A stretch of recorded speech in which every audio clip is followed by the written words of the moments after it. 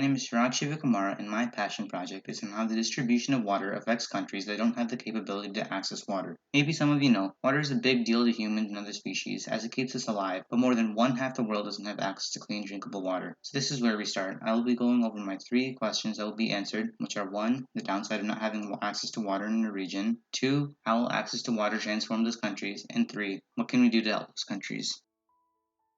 Access to clean water is a basic necessity for human survival and well being. However, in many countries worldwide, a significant portion of the population lacks access to this basic resource, leading to severe consequences.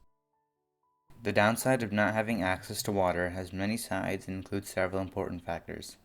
To start, without clean water, individuals face a heightened risk of waterborne diseases, such as cholera and diarrhea, which can be weakening and even fatal. Along with this, the absence of water hinders personal hygiene practices. This leads to poor sanitation conditions, the spread of infections, and the lack of water availability. The lack of water negatively impacts agriculture and food production, perpetuating hunger and malnutrition in affected regions. Furthermore, the absence of clean water immensely affects families, who often bear the burden of walking long distances to fetch water, sacrificing educational opportunities and economic productivity. Scarcity of water resources can lead to conflicts and social unrest, as communities compete for limited supplies, worsening political instability and humanitarian concerns. The absence of a water infrastructure also hinders industrial development and economic growth, perpetuating poverty cycles.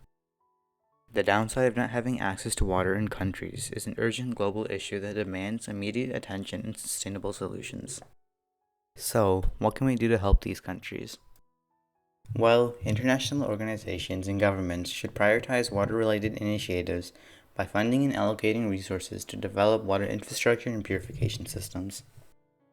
Moreover, investing in education and raising awareness about water conservation and hygiene practices is important to ensure long-term sustainability.